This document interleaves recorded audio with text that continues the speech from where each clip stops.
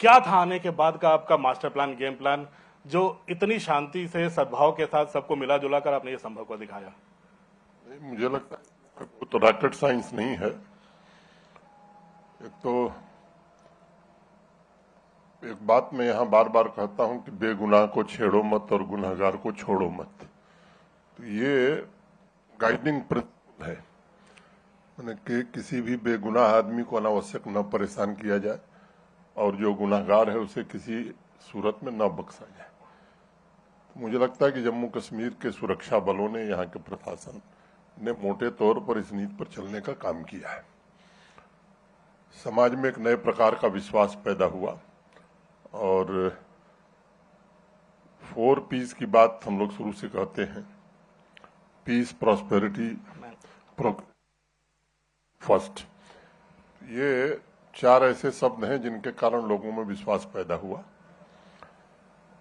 जो मेजर्स हम लोगों ने लिए, सिस्टम को कैसे ट्रांसपेरेंट बनाया जाए, अकाउंटेबल कैसे बनाया जाए, इसका लाभ मिला।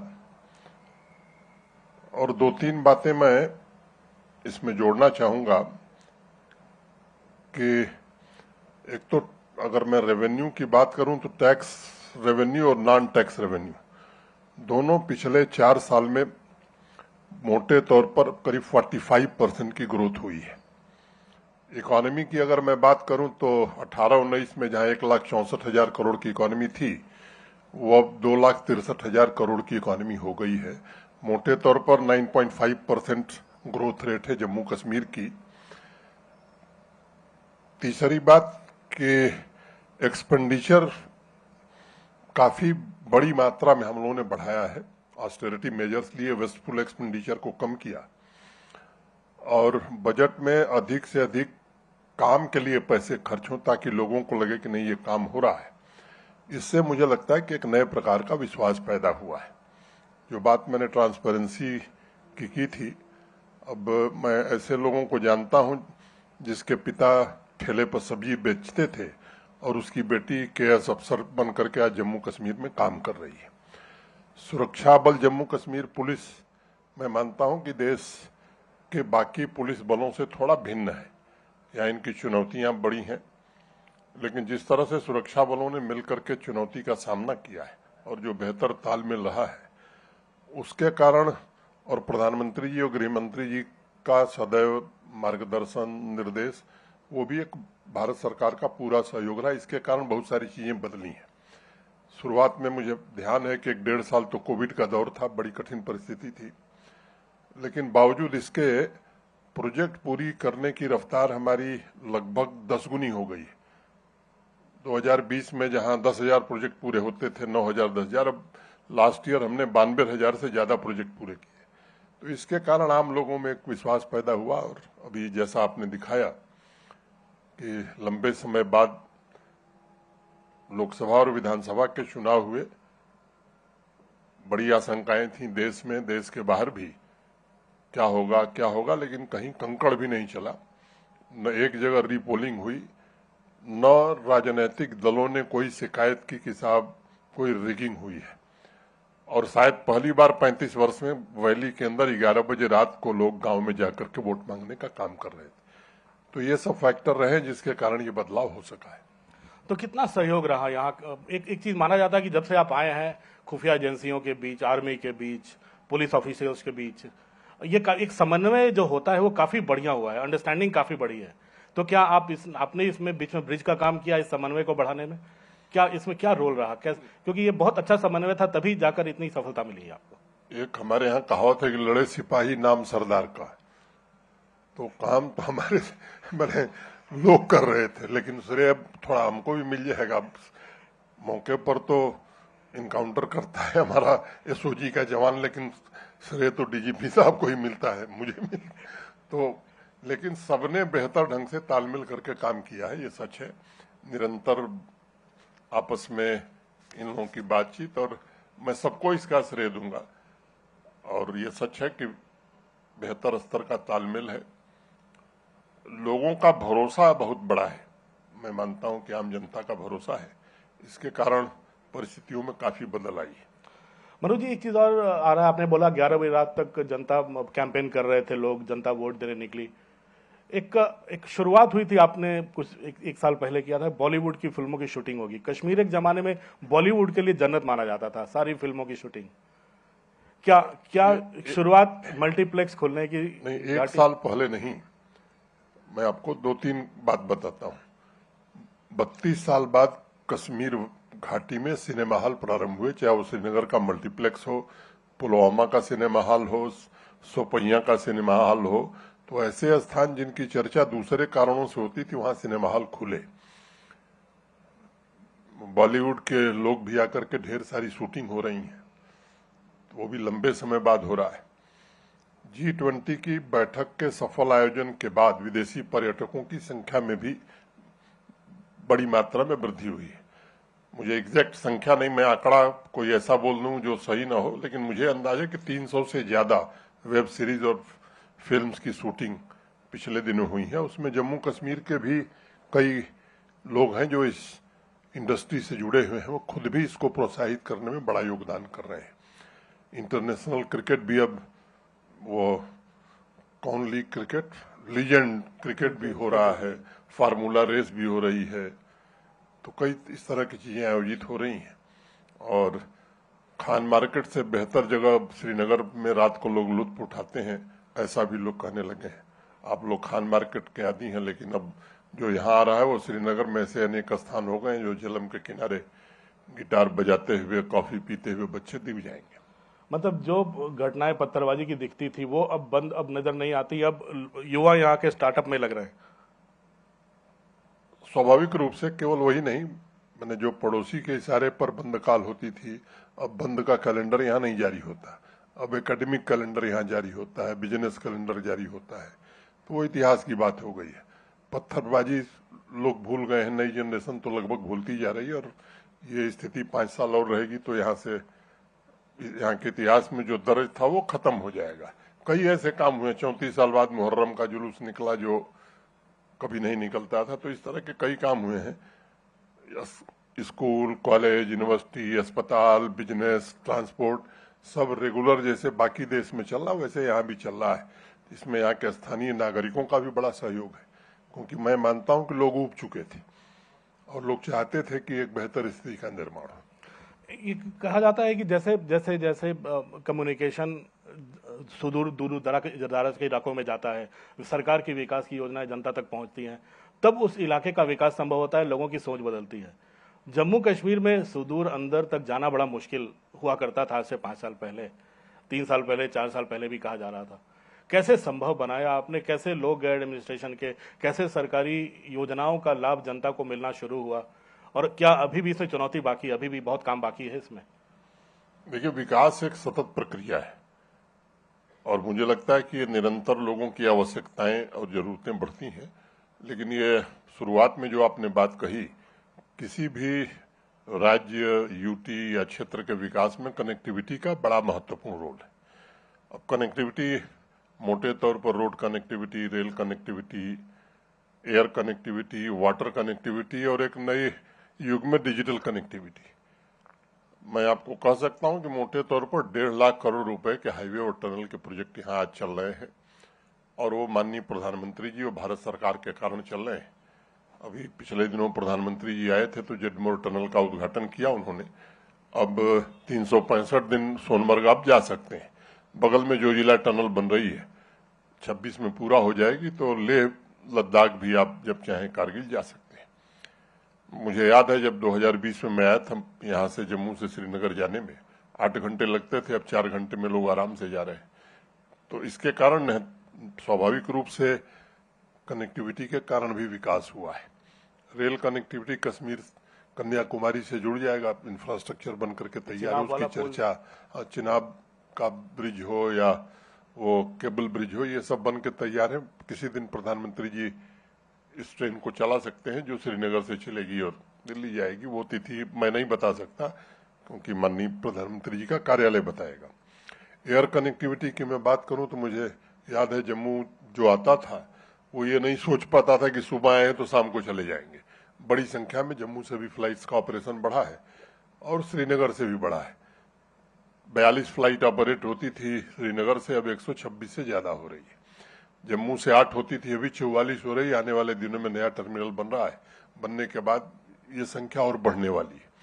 डिजिटल कनेक्टिविटी भी मोटे तौर पर जम्मू शहर का 95% हिस्सा 5G से कवर्ड है। पूरे जम्मू कश्मीर में भी देखेंगे तो ऑप्टिकल फाइबर का नेटवर्क हो या 5G कनेक्टिविटी हो, मोस्ट ऑफ द एरियाज में, कुछ हिली एरियाज को छोड़ दिए तो कवर हो गई। और जम्मू कश्मीर ऑनलाइन सर्विसेज में आज देश का नंबर 1 राज्य है। मध्य प्रदेश एक हुआ करता था, उसको हमने पीछे छोड़ दिया। 1100 से ज्यादा सर्विसेज आज जम्मू कश्मीर ऑनलाइन दे रहा है। इससे आम आदमी को बड़ी सुविधा हुई है। और ऑटो एस्केलेशन मोड में मुझे लगता है कि पब्लिक सर्विस गारंटी एक्ट की मोस्टली सर्विसेज देने वाला अकेला यूटी है जम्मू कश्मीर। उसको 1 मिनट में मैं एक्सप्लेन करूंगा। जैसे किसी सामान्य आदमी को मान लीजिए लैंड रिकॉर्ड लेना है, पब्लिक सर्विस गारंटी एक्ट में प्रोविजन है कि 15 दिन में मिलना चाहिए। तो 15 दिन में अगर नहीं मिलेगा, तहसीलदार साहब को देना है, तो 16वें दिन ऑटोमेटिकली वो एस्केलेट करके एसडीएम साहब के पास चला जाएगा। अब अगर 15 दिन में उन्होंने नहीं दिया तो फाइनेंशियल पेनाल्टी भी लगेगी, एडमिनिस्ट्रेटिव एक्शन भी हो सकता है। सामान्यतः एडमिनिस्ट्रेटिव एक्शन नहीं होता है। 829 से ज्यादा लोगों पर फाइनेंशियल पेनाल्टी लगी। तो सामान्य आदमी को जो रोजमर्रा की जरूरतें हैं वो समय सीमा के भीतर मिलने लगी थी। कई इस तरह के पुरस्कार भी जम्मू कश्मीर ने प्राप्त किए हैं। तो मुझे लगता है कि ये गुड गवर्नेंस के जो बेसिक प्रिंसिपल्स हैं उस पर जम्मू कश्मीर प्रशासन ने बहुत संजीदगी से काम किया। और मैं अपने प्रशासन के सहयोगियों का आभारी हूं जिन्होंने इस काम को बड़ी शिद्दत से किया।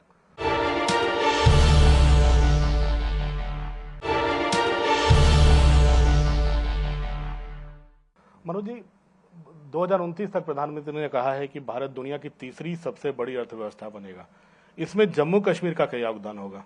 क्या स्टार्टअप्स को आप लोग भी प्रोत्साहन दे रहे हैं? मेक इन इंडिया को आप लोग प्रोत्साहन दे रहे हैं? क्या क्या प्लान क्या है मेक इन इंडिया का, स्टार्टअप्स का? देखिए, मोटे तौर पर हमारी यात्रा देर से शुरू हुई है, लेकिन विकसित भारत में जम्मू कश्मीर भी जिस रास्ते पर बढ़ रहा है, अगर चलेगा तो योगदान किसी से कम नहीं होगा। मुख्य रूप से 4 सेक्टर का जिक्र करूंगा। यहाँ एग्रीकल्चर और एलाइड सेक्टर का पोटेंशियल बहुत है। सामान्यतः जब बात होती है जम्मू कश्मीर की तो टूरिज्म की ही बात होती है। मैं थोड़ा इसलिए इसको दूसरे वे में कहना चाहता हूँ। जम्मू कश्मीर की 70% आबादी एग्रीकल्चर और एलाइड एक्टिविटी से जुड़ी हुई है। हार्टिकल्चर है, सेरिकल्चर है, डेयरी है, अनेक चीजें हैं। अब जम्मू कश्मीर के 70% आबादी इससे जुड़ी हुई है। HADP holistic agriculture development plan आज से 2 साल पहले देश के जाने माने कृषि वैज्ञानिकों के सहयोग से हम लोगों ने बनाया था। लक्ष्य ये रखा था कि जम्मू कश्मीर की GSDP में जो एग्रीकल्चर और एलाइड सेक्टर का कंट्रीब्यूशन है वो 5 साल में दुगुना कैसे हो जाए। तो एक्सपर्ट्स और उस कमेटी की राय है कि दुगुनी होगी, लेकिन मैं आपके सामने जम्मू कश्मीर के लोगों को कह रहा हूं कि मैं आश्वस्त हूं कि कम से कम 2.5 गुना वृद्धि होगी, 2.5 गुना। जैसे फाडर की डेफिसिट है, यहाँ 40% फाडर होता है। मिल्क डेफिसिट थी, अब मिल्क सरप्लस हो गए। एग और मीट बाहर से बहुत आता है। तो इन सब चीजों में जम्मू कश्मीर कैसे आत्मनिर्भर होगा। मोटे तौर पर 13 लाख फैमिली है जो खेती और संबंधित एक्टिविटी से जुड़ी है। उसमें 2,62,000 हमारे मार्जिनल फार्मर है, वो भी कैसे संपन्नता पूर्वक रह सकें। हाई डेंसिटी प्लांटेशन, कई रिग्रेसिव कानून थे जिन्हें बदल दिया गया। अब जम्मू का आदमी हाई डेंसिटी प्लांटेशन नहीं कर सकता था, ऐसा कानून था, वो बदला गया। 4 कैनाल से जिसके पास कम जमीन है वो हाई डेंसिटी प्लांटेशन नहीं करता था, कर सकता था कानूनन। आपको आर्चर्ड लगाना है, बगीचा लगाना है तो भी रेवेन्यू मिनिस्टर से परमिशन चाहिए, और काटना है तो भी चाहिए। ऐसे अनेक रिग्रेसिव कानूनों को माननीय प्रधानमंत्री जी के कारण पिछले 4-5 सालों में बदला गया है, उससे बड़ी तब्दीली आई। दूसरी बात, इंडस्ट्री। ये सच है कि जम्मू कश्मीर में इंडस्ट्री लगाना कठिन काम है बाहर के आदमी को। आजादी के बाद से 2021 तक मोटे तौर पर 14,000 करोड़ का इन्वेस्टमेंट यहाँ प्राइवेट सेक्टर में आया था। भारत सरकार के सहयोग से जो न्यू इंडस्ट्रियल स्कीम बनी, तो मैं बड़ी जिम्मेदारी से बात कहना चाहता हूँ, जो इंसेंटिव उस स्कीम में था देश के किसी राज्य ने वो ऐसा इंसेंटिव नहीं दिया, और इसके कारण ढेर सारे प्रपोजल हमारे पास इन्वेस्टमेंट क्या है, सबको हम जमीन नहीं दे सके। वो 30 सितंबर 2024 को पॉलिसी खत्म हो गई। मेरा अनुमान है, और मेरा अनुमान सही होगा, 33,000 करोड़ के इन्वेस्टमेंट के काम डिफरेंट लेवल पर जमीन पर चल रहे हैं। उसमें 10,000 करोड़ का प्रोडक्शन शुरू हो गया है। बाकी कुछ लोगों को जमीन हम नहीं दे पाए हैं, आने वाले दिनों में अलॉट हो जाएगा। 46 नए इंडस्ट्रियल स्टेट बन रहे हैं, लेकिन 1,65,000 करोड़ से ज्यादा के प्रपोजल हमारे पास थे। हमारे पास लैंड बैंक की कमी है, काफी हद तक प्रशासन ने मिलकर के उसे बढ़ाया है।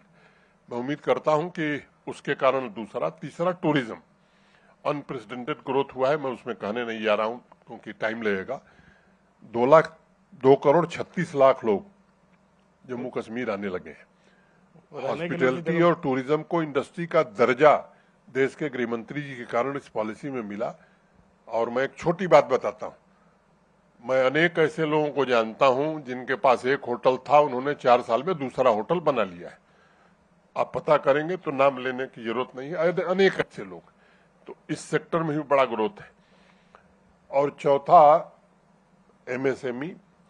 तो एक छोटी बात मैं बताता हूं, एक्सपोर्ट हमारा पश्मीना का, कारपेट का पिछले 4 सालों में जस्ट डबल हो गया है।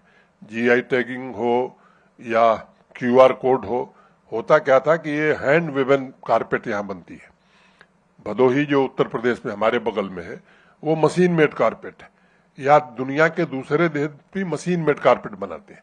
उसमें अंतर नहीं कर पाते थे लोग, क्योंकि अब मुझे दे दिया जाए पश्मीना तो मैं तो समझ ही नहीं पाता हूँ। जो लोग देते हैं मैं समझता हूँ ये असली पश्मीना है, सबको ये मालूम नहीं। उसके कारण मुझे लगता है कि एक्सपोर्ट हमारा बढ़ा है और ये और आगे बढ़ेगा। वैसे ही हार्टिकल्चर प्रोड्यूस में भी अब दुबई, अरब कंट्रीज में हमारे माल जाने लगे हैं। कोल्ड स्टोरेज की हमारी क्षमता पिछले 4 साल में दुगनी हो गई। इसकी अभी क्षमता और बढ़ाने की जरूरत है। फूड प्रोसेस इंडस्ट्री और यहाँ आ सकती है। मैं समझता हूँ ये 3-4 बातें। एक छोटी बात कह के खत्म करूंगा। पीएमईजीपी एक स्कीम चलाती है भारत सरकार, prime minister's employment guarantee programme. Jammu Kashmir की आबादी देश की आबादी की 1% है, और पीएमईजीपी में लगातार 3 साल जम्मू कश्मीर देश में नंबर 1 रहा है, यूपी नंबर 2 रहा है। चाहे वो यूनिट लगाने का मामला हो या सेल्फ एम्प्लॉयमेंट का मामला हो। मनोज जी, यूपी भूल नहीं पाते आप? मैंने यूपी का नाम इसलिए लिया मैंने कि देश का सबसे बड़ा राज्य। मनोज जी, दहशतगर्दी काफी आप हद तक काबू में आ गई है, घाटी में अब नजर नहीं आती। लेकिन जम्मू इलाके में पिछले कुछ महीनों में घटनाएं बढ़ी थी, लेकिन फिर काबू में आ गई है। नीलम प्रभात सर भी बैठे हुए हैं यहाँ पर। तो मुझे लगता है काबू में काफी आई है, लेकिन काफी अभी भी लगता है इधर से फिल्ट्रेशन हो रहा है। मैंने एक तो आंकड़ों की बात मैं कर सकता हूं, मैं आंकड़ों में नहीं जाना चाहता हूं, क्योंकि सिविलियन किलिंग कितनी हुई, फोर्सेस के लोग कितने मारे गए, टेररिस्ट कितने मारे गए, ये सब आंकड़े हैं हमारे पास, मैं एक एक बता सकता हूं। लेकिन ये सच है कि जब हम लोगों ने कार्यभार शुरू किया था तो चुनौती कश्मीर की ही थी। मोटे तौर पर जम्मू क्षेत्र में शांति थी, और इसलिए कई चीजें हुई। जम्मू से फोर्सेस भी थोड़ी विड्रा हो गई, और पूरा कंसंट्रेशन फोर्सेस का कश्मीर में था। और आज मुझे ये कहने में कोई संकोच नहीं है कि किसी भी तंजीम का बड़ा कमांडर कश्मीर में जीवित नहीं है। लोकल रिक्रूटमेंट की अगर मैं बात करूं तो पिछले 30-35 सालों में सबसे न्यूनतम स्तर पर लोकल रिक्रूटमेंट आज की तारीख में है। अब जो हमारा पड़ोसी है वो बराबर परेशान रहता है। चुनाव हो जाए शांतिपूर्ण ढंग से तो परेशान, जम्मू कश्मीर में शांति आ जाए तो परेशान, उसकी अपनी परेशानी हो तो परेशान। तो उसने कोशिश करके इन्फिल्ट्रेट कराया लोगों को और जम्मू एरिया को डिस्टर्ब करने की कोशिश की। कुछ दुर्भाग्यपूर्ण घटनाएं हुई। अब सुरक्षा बलों ने भी चाक चौबंद इंतजाम किया है। फोर्सेस में बढ़ोतरी हुई, पुलिस ने भी अपनी कार्रवाई करी, आर्मी ने भी, सीआरपीएफ भी आ गई है। तो 15-16 सालों से मुझे लगता है कि जम्मू शांत था, इसलिए थोड़ा ध्यान हट गया था। लेकिन अब पूरी तैयारी प्रशासन फोर्सेस ने कर ली है। वीडीजी का एक बड़ा सेक्शन, जो काम हो सकता है, कुछ चीजें हैं जो सार्वजनिक रूप से नहीं की जा सकती हैं। जानकारी है, विंटर में हम लोग उम्मीद कर रहे थे कि बड़ी सफलता मिलेगी, बर्फ कम पड़ने के कारण मुझे लगता है कि वो सफलता हम नहीं पा सके। लेकिन हम आज जरूर ये आश्वस्त करना चाहते हैं कि केवल शांति स्थापित करने में न भारत सरकार को रुचि है, न जम्मू कश्मीर की फोर्सेस को, न मुझे रुचि है खरीदने में अस्थायी शांति स्थापित हो, इस दृष्टि से काम हो रहा है। मुझे यकीन है कि जिस तरह से तैयारी किया है हमारी फोर्सेस ने, जम्मू कश्मीर पुलिस ने, आर्मी ने, निश्चित रूप से हमें सफलता मिलेगी। और जम्मू के लोग बड़े राष्ट्रवादी हैं,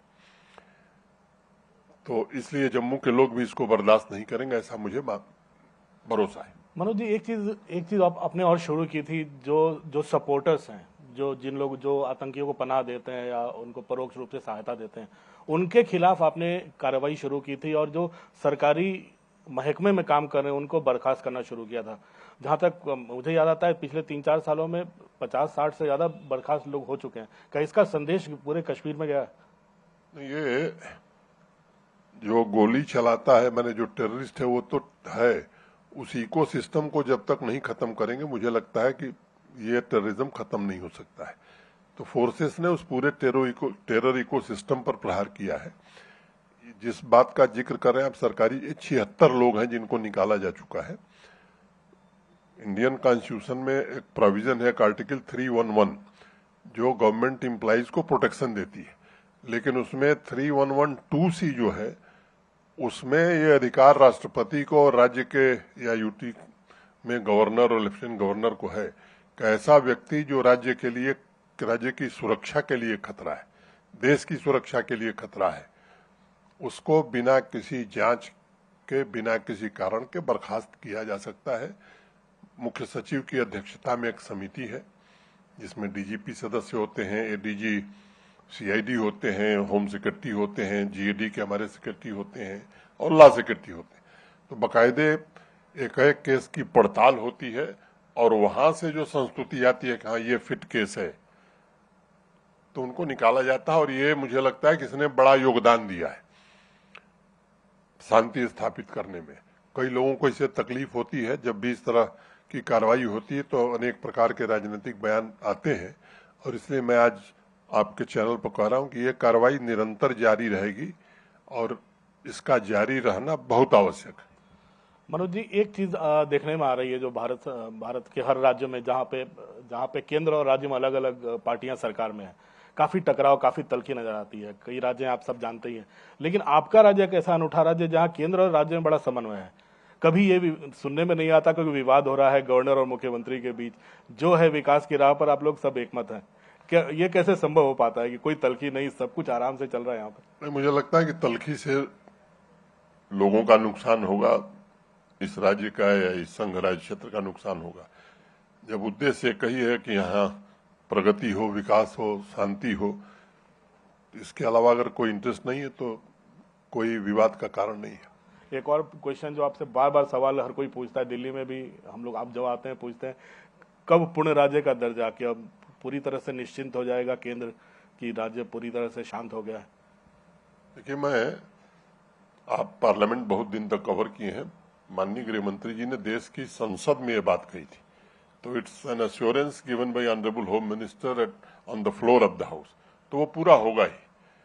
प्रधानमंत्री जी श्रीनगर की सभा में, मैं उस सभा में मौजूद था जब योगा डे पर आए थे, उन्होंने कहा कि जल्द कब आएगा, सुप्रीम कोर्ट को भी भारत सरकार ने बताया है कि, और जब मुझे याद है कि 370 के एब्रोगेशन का बिल आया था, तब भी गृह मंत्री जी ने जो बात कही थी उस समय लोगों के प्रश्नों का जवाब देते हुए कि delimitation first, assembly election second, और तीसरी बात उन्होंने कही थी कि statehood at appropriate time, let us wait for appropriate time.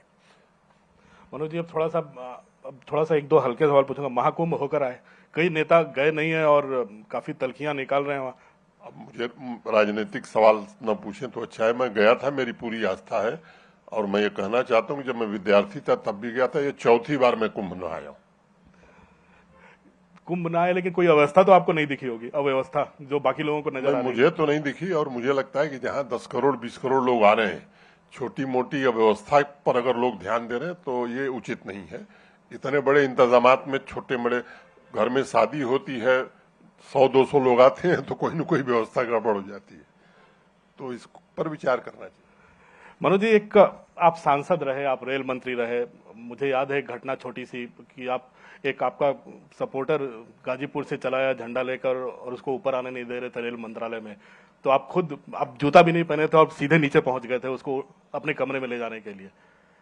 तो क्या वैसा ही खुला दरबार यहाँ भी है लेफ्टिनेंट गवर्नर मनोज सिन्हा का जनता के बीच? नहीं, वैसा तो नहीं हो सकता, लेकिन सामान्य रूप से लोगों से मेरा संपर्क है और जीवन संपर्क है, ये मैं कह सकता हूँ। कोई लकीर खींच जाती है यहाँ पे? स्वाभाविक है। एक गाजीपुर में बहुत आपने काम किया, बहुत विकास के कार्य किए, फ्लाईओवर्स वगैरह जितने बने सब आपके कार्यकाल में ही बने। आपको गाजीपुर से बहुत प्यार है, क्या याद आती है गाजीपुर की या जाने? गाजीपुर की याद? क्या गाजीपुर बसा हुआ है मेरे दिल में, तो याद क्या, गाजीपुर में मैं समाहित हूँ और गाजीपुर मुझ में समाहित है। आखिरी उस इलाके में जो भी आपने देखा, जनता के बीच रहे, उसकी कोई सीख है जो आप यहाँ पर इम्प्लीमेंट करते हो, यहाँ पर काम आती हो? नहीं, मुझे लगता है कि हर जगह की परिस्थितियां अलग होती हैं, और अगर आप लोगों से मिलते हैं, लोगों से मतलब हर तरह के लोगों से, और लोगों की बात सुनते हैं, तो फिर समस्याओं के समाधान में आपको दिक्कत नहीं होती है।